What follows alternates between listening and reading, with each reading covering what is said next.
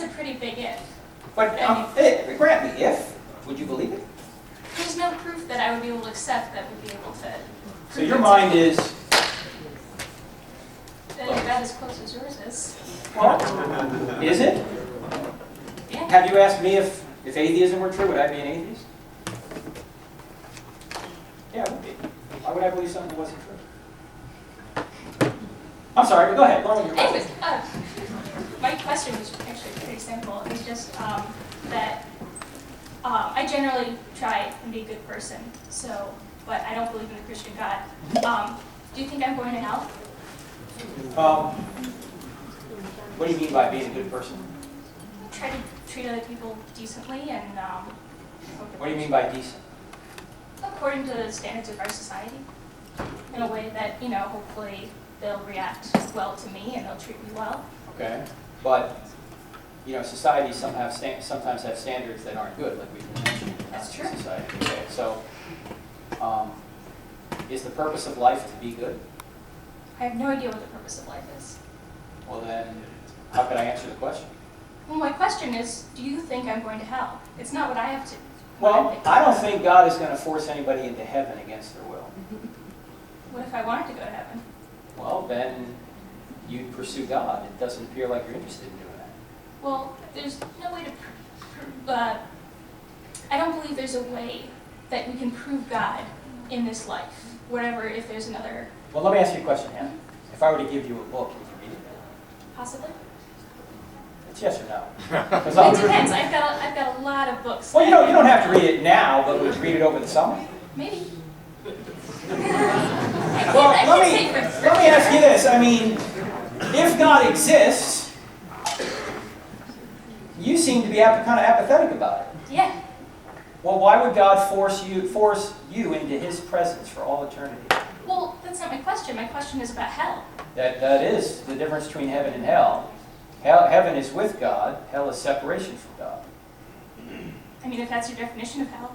Well, that's basically what hell is. I mean, there's a lot of descriptors in the Bible about it.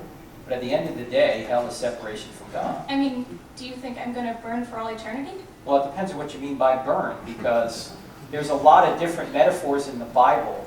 Some, on one hand, you've got burning. On the other hand, you've got outer darkness.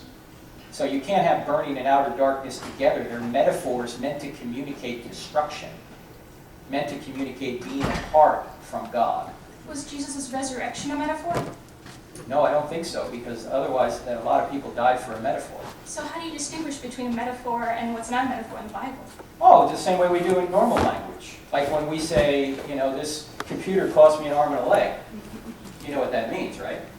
Unless somebody took an arm and a leg from you. Yeah, if I was an amputee, but we don't. We generally understand most times when metaphors are used and when something is literal. So, I don't think hell would be a nice place to go to, but even Christopher Hitchens says hell, or let me back up. Christopher Hitchens says heaven would be hell to him. He doesn't want God now, so he's not going to want God in eternity. Well, I'm not Christopher Hitchens. I know. But I'm just simply saying that if God exists and if Christianity is true, would you become a Christian? And you kind of said no. Well, it depends if it's in this life or it's in theoretically another life, because I don't believe that you can prove anything about whether Christianity or whether there's life after death in this lifetime. So there's no, Why do you say that? Why do you, and what do you mean by proof? Beyond a reasonable doubt. Okay, good. I think that's true, beyond a reasonable doubt. And why couldn't we prove beyond a reasonable doubt that Jesus rose from the dead? Because all the testimonies about it were written hundreds of years later. There's a lot of, eyewitness testimony from a long time ago, that doesn't hold much weight in, It doesn't matter how far back the testimony was. If it's eyewitness testimony and you can reconstruct the original, it could have happened yesterday. Well, what about Herodotus? What does that have to do with Jesus? Does everything that he wrote histories, back even before. Hang on 1 second. You seem to be saying that you can't prove Jesus rose from the dead. Right. At the same time, you're saying you can prove he didn't. I don't think she's saying No. Well, yeah, It seems highly unlikely, given that nobody else in the history of human existence has ever risen from the dead. It seems very unlikely that one person in one specific situation would have, given that the only thing we have to prove it is eyewitness testimony from 100 years later. Or 200 years later. And that is exactly why the resurrection is such an amazing miracle. Because if resurrections happened all the time, we wouldn't look at Christ's resurrection as being anything unusual. What about all the other miracles that were, maybe some of them are true, maybe some of them aren't, That's right. You have to evaluate them on a case-by-case basis. And let me just say, you're factually in error about when the documents were written down. Okay, when were they written down? Well, as you'll see tomorrow night, they were... I'm not going to see them tomorrow night. Okay, well, I can't go through the whole presentation of tomorrow night tonight. I'm sorry. Can you briefly summarize? Yeah, I'll say that most, if not all, the documents were written down prior to 70 AD. And Okay. much of the data that was written down goes all the way back to the event itself, especially the creed in 1 Corinthians 15, verses 3 to 8, which even liberal scholars agree is pre-40 AD. So this is very early testimony. Even Bart Ehrman, the great skeptic, says Jesus certainly existed, certainly was crucified, certainly his disciples believed he rose from the dead. The only thing Bart Ehrman can't bring himself to believe is that he actually did rise from the dead, because he says an historian can't know that. Why? Because philosophically he's ruled miracles out of existence, not because the data isn't there.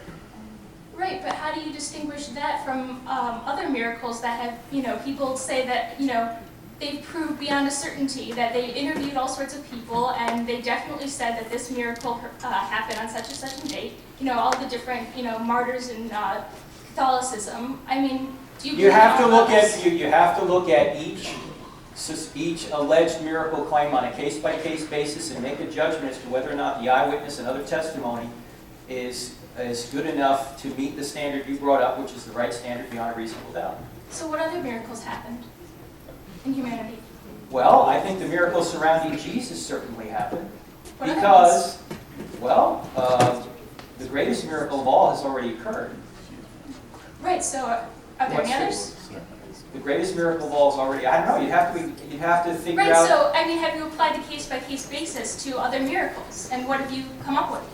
Well, you have to give me a miracle. I just can't comment on every single I don't- miracle. And that's kind of beyond Yeah. the scope of what we're doing here today. Okay? So you have to look at each one on a case-by-case basis. If the greatest miracle of all has already occurred, and I haven't even told you what that is, what is the greatest miracle in the Bible? No, the resurrection is easy. The greatest miracle in the Bible is the first verse. In the beginning, God created the heavens and the earth. We've just given evidence that the first verse is true. If that verse is true, are the other verses in the book at least possible? Sure. Okay. So you can't philosophically rule miracles out as David Hume does, as Bart Ehrman does, as James Tabor from UNC. Yes, you can. No, you can't, because the greatest miracles already occurred. I mean, it's If God exists, that's miracles depending are on your possible. definition of a miracle. Well, it does. It does so- depend. I'm talking about an intervention of God into the space-time continuum. Okay. Let's you and me talk some more, and I'll give you a book if you read it. If you won't read it, then I won't give you one. All right, all right. Okay, good. Oh, but quick question. So do you think that I'm going to hell? I think I'm going to hell if I don't bow my knee to a creator because I'm a sinner. Right. And if you don't bow your knee to a creator to get the free gift of eternal salvation, God will not force you into his presence against your will. He loves you too much for that. So I think that's a yes. He'll save you when you